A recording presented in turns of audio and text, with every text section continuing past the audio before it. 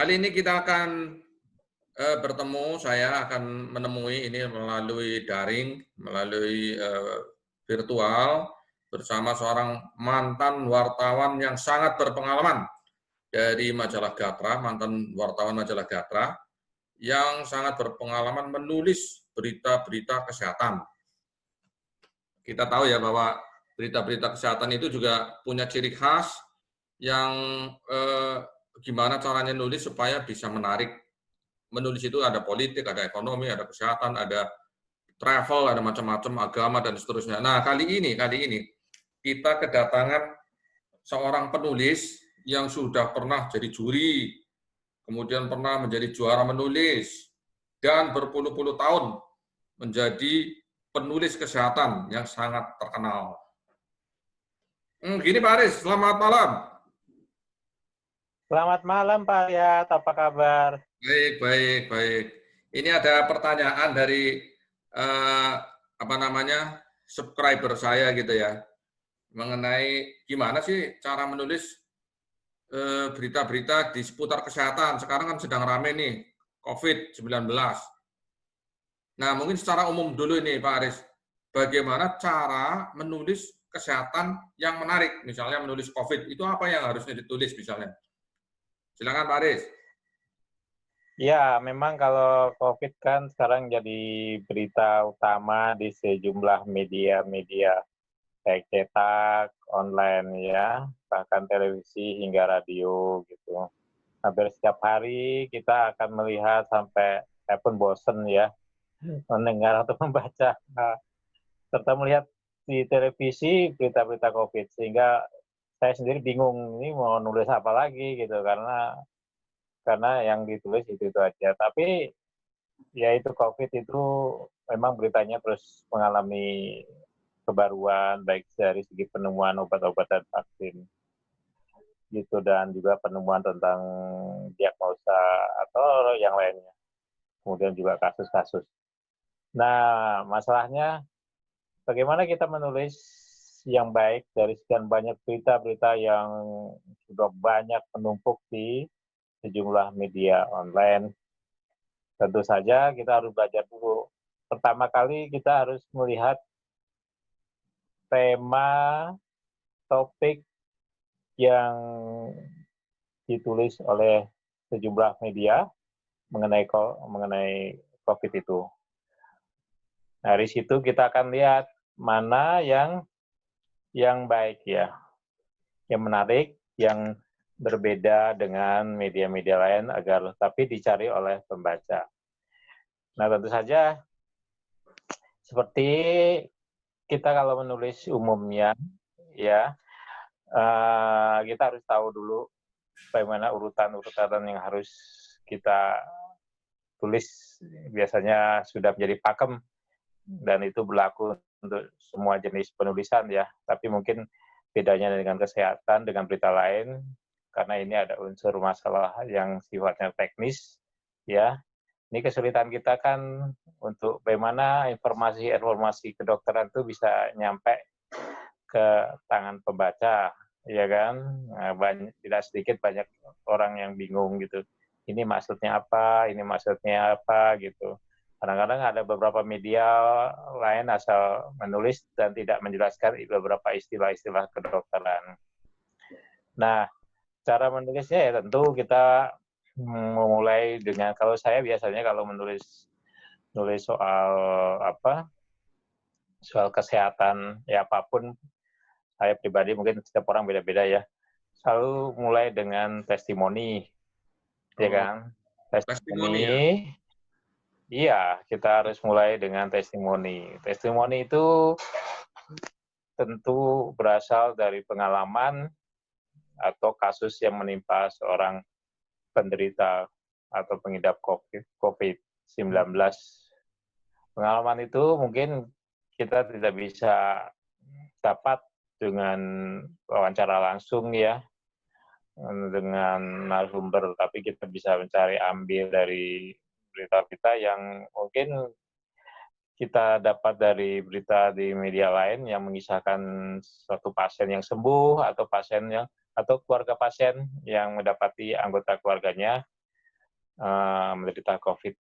Dari situ kita tahu sejarah bagaimana dia kedapatan kena virus corona dari latar belakang, kemudian dari bagaimana dia perjalanan dia, misalnya dia barusan ketemu dengan orang yang pernah ketemu dengan orang yang rentan terkena COVID, misalnya ketemu dengan dokter yang sehari-hari menangani COVID, atau naik kereta rel listrik atau jenis transportasi lainnya. Dari situ kita mulai cerita tentang kisah-kisah itu. Tentu saja kita coba mencantumkan latar belakang profil dari si penderita, misalnya dari usia, alamat, kemudian pekerjaan, dan latar belakang lainnya. Nah, dari situ kemudian setelah itu terungkap, kita tentu jangan lupa juga, sebelumnya kita juga jangan lupa mencantumkan beberapa kutipan yang langsung yang bisa menjadi daya tarik dari si tulisan itu agar pembaca juga, oh ini omongan dia gitu. Oh, tadi agak terputus kutipan ya maksudnya ya Pak? Kutipan ya? Kenapa? Harus ada kutipan ya? Kutipan langsung. Iya, tanda dalam arti kutipan langsung itu bisa kalau kita nggak dapat wawancara keluarga, mungkin dari berita lain kan banyak tuh berita-berita tentang testimoni ya. Nah dari situ kita tentu kita harus tahu juga topik apa yang mungkin kita akan lihat ya. Dari situ lihat misalnya tentang perkembangan pengobatan. Sekarang pengobatan. Nah, kita cari tahu gitu. Pengobatan yang biasa kita kan namanya tulisan pembaca itu selalu melihat sesuatu yang baru ya, ingin tahu apa sih perkembangan yang terbaru. Nah, kita carilah, kita search di beberapa berita, kalau kita memang tidak terjun langsung, berita di beberapa Google juga banyak dari media online seperti dari luar negeri maupun dalam negeri. Kita lihat apa saja yang telah dilakukan oleh industri farmasi dalam mengembangkan obat itu. Nah, kira-kira terus kita cari tahu apa senyawa aktif yang ada dalam obat itu, kemudian beberapa percobaan apa saja yang sudah dilakukan dan hasilnya bagaimana. Tentu penulisan ini yang di bagian sini yang agak susah karena ada beberapa istilah medis. Tentu saja kita harus tahu gitu. Kita cari di istilah-istilah ini apa, misalnya uji klinis apa, kemudian senyawa aktif itu apa, terus perannya seperti apa. Kemudian tentang, kan banyak beberapa istilah tentang placebo, itu sebenarnya obat untuk bohongan yang nggak ada isinya, tapi sebenarnya untuk pengontrol, pembanding gitu. Kalau umpamanya orang tidak minum obat apapun, dibandingkan dengan minum obat itu hasilnya seperti apa. Tapi orang yang minum obat dia tahu kalau itu isinya cuma obat yang bahan dasarnya cuma terigu gitu. Dari itu kita cerita tentang perkembangan itu. Nah, tentu saja kita mau sampai sejauh mana kita penulisan, tentu saja kita harus minta komentar-komentar dari orang pengamat lah mengenai ini. Kira-kira gimana penemuan-penemuan itu. Gitu. Tentu saja kita harus tahu apa kode etik. Jadi penulisan yang dalam dunia kesehatan itu memang agak rumit ya. Pertama soal istilah gitu. Kita harus hati-hati karena beberapa istilah itu harus dibuat sebetul mungkin gitu. Artinya kata-katanya betul gitu. Jangan sampai kurang dikit atau tempo dikit ya, itu jangan sampai karena itu akan menimbulkan persepsi yang salah gitu. Kemudian juga yang narasumber. Ya, kita berarti kita review sedikit ya. Jadi penulisan kesehatan bagusnya itu dari testimoni ya, dari pasien yang kita dengarkan hasil kita dengarkan keluhannya dan seterusnya. Dan kita bicara mengenai penyembuhannya. Kalau penyembuhannya ini selain belajar mengenai istilah-istilah tadi, kita perlu menghubungi dokter atau enggak, gitu Pak Aris? Iya, ini sih Kalau dilakukan di Indonesia itu penyembuhannya ya ada baiknya kita kita menghubungi dokter gitu. Karena ada 2 cara, tapi ada beberapa dokter yang mungkin agak susah ya dihubungin, tapi kita bisa cari di search mana. Tapi emang lebih bagusnya untuk mendapatkan tulisan yang baik, supaya seimbang, dan kita tahu kebenaran berita itu, dan supaya pembaca juga jelas maksud dari penyembuhan itu, ya kita lebih baik menghubungi dokter yang berkaitan dengan penyakit tersebut gitu. Kan sekarang banyak tuh dokter-dokter yang rame-rame ngomongin soal COVID gitu, baik Mhm, dari dokter spesialis penyakit dalam, dokter mhm, spesialis paru, mhm. dokter spesialis jantung, dan dokter lainnya gitu. Kan COVID kan menimbulkan penyakit-penyakit penyerta lainnya seperti Ya. penyakit paru, penyakit jantung, penyakit ginjal, penyakit saluran cerna, dan sebagainya. Saya kira itu penting gitu. Kalau kita mau menulis misalnya saya seorang penulis, muda gitu ya, itu nulisnya, angle-nya itu memilih angle-nya gimana caranya Pak Aris?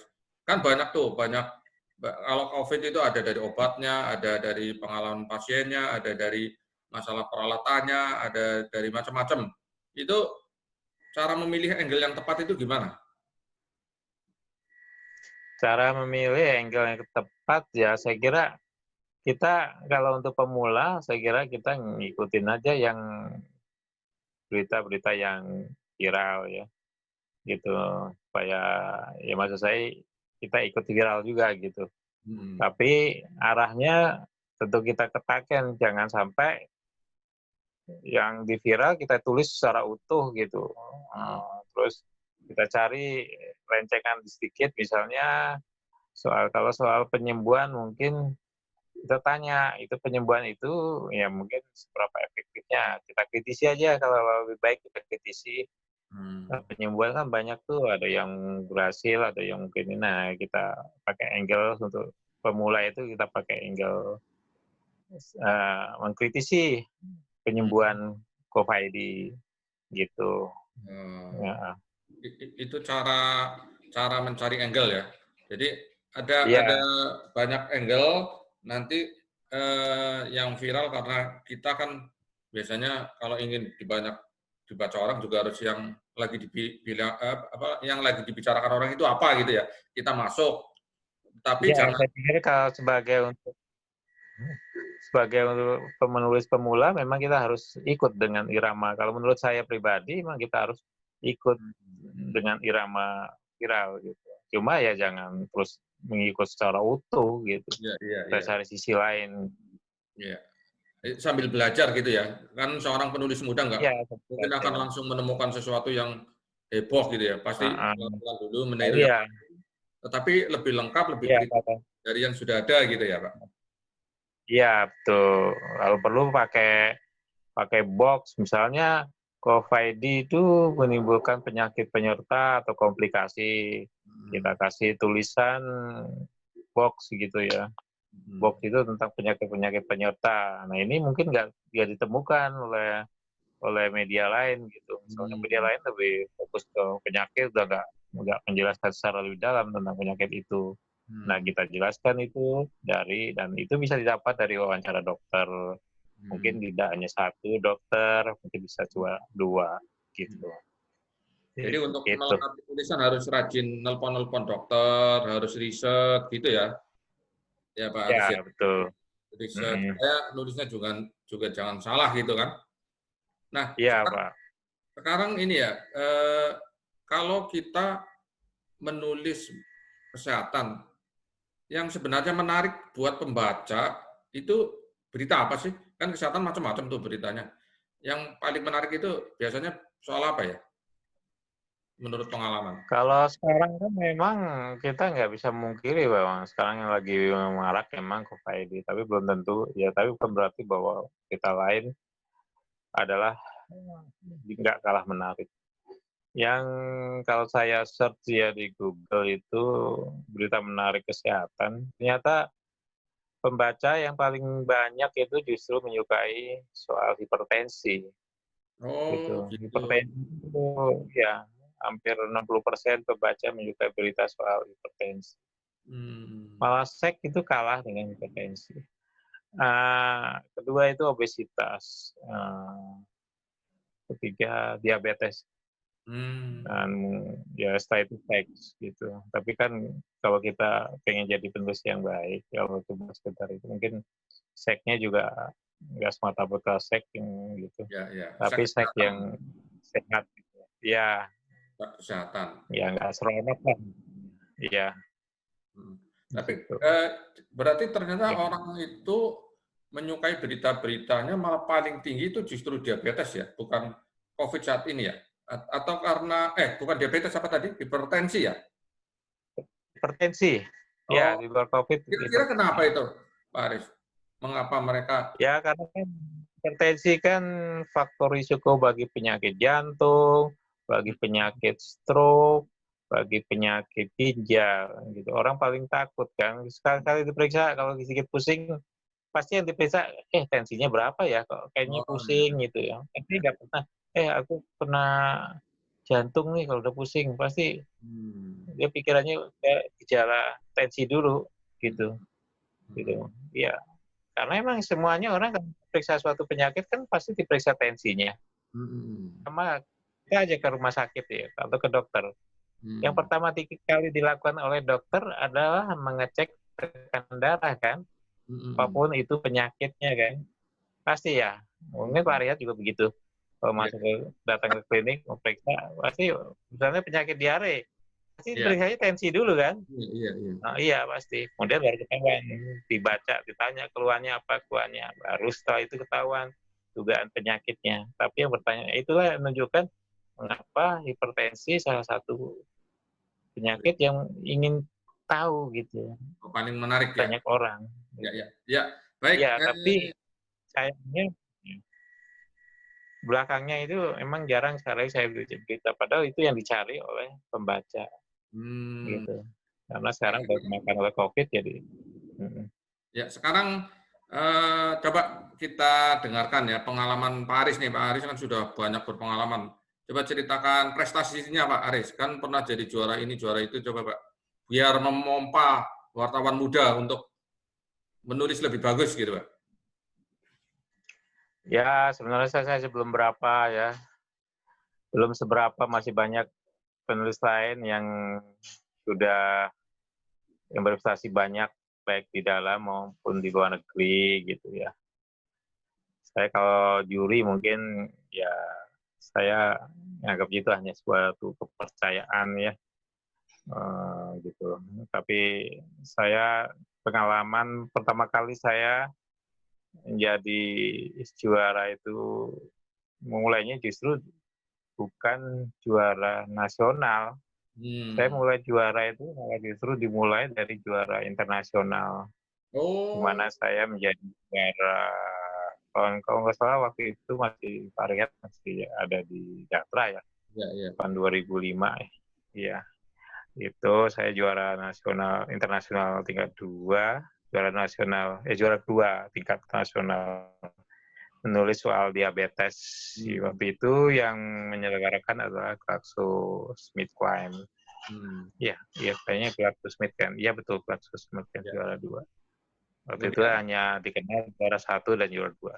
Dari situ kemudian prestasi saya udah mulai di nasional, udah mulai dari juara 1 di bidang kesehatan jiwa, juara satu di bidang apa probiotik. Wah, saya masih juara 1 bidang jantung, juara 1.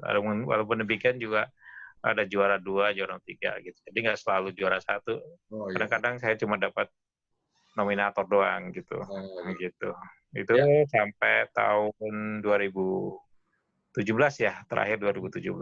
2018 terakhir. masih. 2018 dari nominator itu ya ya Kalau udah juri, masanya ya.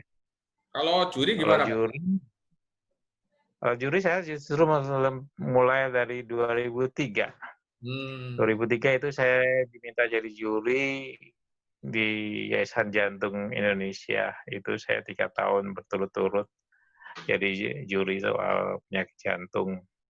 Kemudian setelah itu saya jadi juri tentang apa ya, tentang itu diabetes, kemudian tentang susu, kemudian juri tentang diabetes itu dari paling banyak itu saya dari beberapa perusahaan obat meminta saya jadi juri. Kemudian saya juga jadi juri di Badan Penyelenggara Jaminan Sosial BPJS Kesehatan itu udah berapa ya? 5 tahun kali saya jadi juri. Oh, Gitu insya Allah gitu. ya. Nah, gitu ya. Setelah itu ya Pak, ya ada berapa lah? Kira-kira ada 20 kali lah. Kemudian pernah juga jadi juri bagi dokter-dokter umum Oh, dan mahasiswa kedokteran. Itu saya pernah jadi juri yang iya, iya. yang mengkhususkan pada penulisan ya tentang bagaimana kan banyak nih dokter yang nulis tapi nggak tahu bagaimana dokter itu hanya bisa dibaca oleh orang awam kan sedikit sekali karena banyak kan tulisan dokter sifatnya teknis gitu. Nah, Iya, saya diminta untuk menilai mana yang kira-kira bisa dipaham. dipahami oleh awam. Hmm. Udah, ya kira-kira udah 2 tahun ini nanti juga diminta jadi juri tentang dari sebuah organisasi kedokteran untuk menjadi juri tentang penanganan kanker gitu. Ya, banyak sekali ya Gitu Pak pengalamannya. ya. Iya, ya pengalamannya banyak Ya. sekali Pak Aris. Nah, sekarang mungkin Hmm. buat ya nanti kita buat edisi kedua YouTube ini untuk supaya kita kalau mau ikut lomba itu supaya menang, itu apa yang harus diperhatikan, Pak Aris? Lomba menulis kesehatan sebagai seorang juri yang sudah sangat berpengalaman ini, Pak. Ya, pertama kali kan ada 3 seperti kita ajarin yang harus kita perhatikan dalam penulisan 4 W 1H ya. Ya. Ya. Who, when, why, where, and how. Itu harus ada gitu. Itu di mana kita menulis suatu berita, itu ada peristiwanya paling enggak. Terus ada siapa sih latar belakang yang ngomong gitu, who, terus when itu kapan. Ya, ya. Kapan kejadiannya itu biasanya harus up to date gitu. Berita yang lebih baru biasanya lebih dinilai daripada berita yang lama. Ya. Kemudian where, when, how, dan bagaimana berita itu terjadi. Dan yang utama itu biasanya untuk menjadi seorang calon atau pemenang itu adalah keseimbangan berita gitu. Kadang-kadang kita melihat ya nulis berita hanya bersumber dari hasil wawancara pada satu orang gitu. Nah itu nggak cukup gitu karena apalagi kalau lebih banyak promosinya gitu kan banyak kegiatan-kegiatan organisasi menyangkut suatu penyakit yang lebih memfokuskan pada kehebatan dia dalam menangani penyakit atau apa gitu ya atau program-program tanpa mengkritisi kebijakan-kebijakan atau langkah-langkahnya itu harus diimbangi supaya both side-nya itu kelihatan, cover both side-nya itu yang penting gitu. Itu dan tentu saja kita jangan hanya mengandalkan pada komentar dari narasumber yang kita wawancarai, tapi kita perlu riset. Risetnya bisa melalui melalui buku-buku yang kita baca, kemudian juga melalui internet kan banyak ya untuk memperdalam pengetahuan dia tentang apa yang kita tulis tentang suatu penyakit. Jadi kadang-kadang kita wawancarai, kadang-kadang kita nggak jelas nih maksudnya apa. Nah, untuk sementara kita nggak punya waktu untuk wawancara lebih dalam dengan narasumber kita, maka kita harus melengkapinya dengan riset. Itu Pak. Oh gitu ya supaya dapat pemenang gitu. Kadang-kadang ada lomba yang disponsori oleh suatu perusahaan. Itu gimana kita mengkritisi perusahaan itu? Kemungkinan menangnya gimana kalau kita misalnya nanti malah agak mengkritik gitu? Atau sebaiknya memuji saja? Ya, pengetahuan saya selama saya jadi juri di bidang kesehatan ya, yang khususnya yang dibiayai oleh perusahaan obat ya. Pengetahuan saya itu perusahaan obat nggak pernah mensyaratkan, yang saya ikutin bisa mensyaratkan seseorang harus ya pokoknya muji-muji lah keberhasilan dari suatu perusahaan. Mereka nggak ingin ketahuan ini sebagai promosi, karena itu pasti akan dikasih sanksi sama Badan Pengawas Obat dan Makanan. Gitu. Mereka hanya menampilkan itu tentang penyakit, kritisi atau kebijakan-kebijakan gitu. Gitu. Biasanya mereka tampil dengan ya mungkin ada CSR-nya gitu. CSR-nya juga nggak menunjukkan, yang dilombakan nggak menunjukkan tentang produknya. Jadi produk dan perusahaan dari tulisan yang akan dinilai itu tidak ditampilkan gitu. Gitu kalau itu kan ada salah satu syarat seseorang ya, obat itu nggak perlu menunjukkan merek kecuali populer. Tapi senyawa aktifnya yang harus diceritakan. Oh, Gitu Pak. kandungannya ya yang harus diceritakan ya. Ya. Oh iya. Satu lagi Pak Aris, sebelum mengakhiri pertemuan ini, kalau sebuah tulisan itu kan ada yang dinilai, ada tema, ada isi, ada apa itu. Nah itu kriteria yang dinilai itu apa sih biasanya?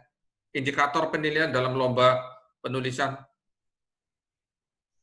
di bidang kesehatan. Indikator ya tentu keaslian. Keaslian adalah mendapat posisi pertama kali. Keaslian tulisan. Orisinil ya. Itu ya indikator paling nilai yang paling tinggi itu keaslian. Kemudian personalitas ya itu paling nilai tinggi. Kemudian dari kapan cover both side itu, terus 5W1H-nya itu juga gitu. Kemudian yang kita kan biasa dalam lomba itu mengenakan tema-tema tertentu. Nah itu yang juga tak kalah penting adalah tema gitu. Tema itu kalau kita nulis bagus pun tapi hanya sedikit bersinggungan dengan tema ya nilainya jeblok. Jadi ada dua penting yang selain keaslian dan kedekatan dengan topik atau tema gitu Pak. Ya. Jadi yang pertama itu orisinal atau bukan nyontek-nyontek lah gitu ya. Yang kedua kedekatan dengan tema ya. Setelah itu baru masuk masalah teknis penulisan gitu ya. Ya pokoknya jangan ada tipe gitu. Tipe tuh kalau bisa dikurangin. Makin banyak tipe ya peluangnya kecil gitu. Oh gitu. Begitu pula dengan kalau cuma W-nya ada 2 yang tampil, yang lainnya enggak, ya kurang banyak. Kalau kopas gitu ketahuan nggak kalau caranya meriksa gimana juri? Kalau sekarang kan zaman kopas tuh wartawan atau penulis. Ketahuan gitu, kita kadang-kadang kalau juri kan kadang-kadang juga baca media ya, perhatiin media gitu. Kadang-kadang kan ada beritanya sama gitu. Oh iya gitu. ya. Pernah baca gitu ya? Kan pesertanya kan nggak cuma 10, 5, kadang-kadang ada beberapa itu yang bikin acara lomba, kan kadang-kadang lomba itu berkaitan juga berangkat dari jumpa pers gitu. Terus kita lihat nih kok kayaknya kopas dari ini gitu. Tahuan itu dari situ. Kadang-kadang ada yang bahkan ada yang bikin tulisan double isinya dari medianya. Kadang-kadang kan sekarang kita bisa bikin website beda-beda ya. Iya kan? Ada orang bisa bikin 3 website terus kita bikin tulisan di situ sama itu. Terus ketahuan nih bisa. Jadi ini cuma kopas dari sini ke sini gitu. Jadi itu bisa dilakukan. Bisa diperiksa itu asli atau enggak. Oh iya. Jadi keaslian itu paling penting lah ya. Ya baik. Ya. Baik Pak Aris, terima kasih atas ini bincang-bincang yang sangat berharga. Nanti kalau ada pertanyaan dari pendengar kita atau penonton kita, pemirsa kita sampaikan. Ya, bisa langsung ke saya ya. Ya. Oh Pak Aris juga punya ini ya, website ya. Coba diceritakan Pak. Ya, web pribadi saya di arieskelana.com gitu. Ya, ya. Kalau Kemudian Pak Aris sendiri dokter atau bukan ya? Oh, Pak Aris saya dokter. bukan dokter. Oh, bukan dokter. Tulisannya bagus sekali ya. Saya sebenarnya nggak tahu nih tiba-tiba saya jadi dokter. Dokter. Ya, ya. Saya sebenarnya lulusan dari jurusan antropologi FISIP. Kebetulan terus saya melamar di sebuah perusahaan media. Nah, di situ saya terus digejolak dengan beberapa penugasan. Ada yang dulu pernah saya penugasan di hukum juga dinilai bagus. Nah, terus disuruh milih. Waktu itu saya di Gatra ya, disuruh milih, kamu milih di hukum atau di kesehatan. Di rumah saja di rubrik hukum atau di kesehatan. Nah, saya milih kesehatan. Kenapa? Karena kalau di hukum saya banyak konflik kepentingan gitu ya. Ya banyak masalah-masalah yang lebih banyak sifatnya politik atau apa. Kalau di kesehatan saya terus terang ya, ini terserah orang ya, tapi menurut penilaian saya pribadi itu Lebih nyaman gitu ya. saya lebih Passion-nya. nyaman, Passion. iya, passion-nya lebih nyaman, saya terus dapat ilmu baru, terus gitu, mengenai aku dapat ilmu dan Tuhan saya ketemu dokter-dokter, ketemu banyak ilmu, terus dan saya dari wawancara dokter, terus dapat ilmu dokter, jadi saya tahu gitu, bahwa ini kalau penyakit ini, ya paling enggak saya bisa berbagi informasi lah kepada teman-teman tentang suatu penyakit, yang siapa tahu berguna gitu, dan ada manfaatnya bagi mereka untuk mencegah atau mengobati penyakit. Walaupun sebenarnya saya bukan dokter, Ya, ya. saya dipanggil oleh dokter waktu itu di kantor. Itu Pak Rihat. Dokter ya. Kan iya, bahkan ini belakang 2 bulan kemarin sempat saya ditanyain, ada seorang WA itu, ada beberapa pasien nyebut saya dokter, minta ini kalau minta saran-saran itu saya juga bingung gitu mau langsung. Iya, Iya, iya. ada beberapa mungkin dia membaca dari website saya, kemudian Iya, iya, iya. disangkanya saya dokter padahal bukan sama sekali.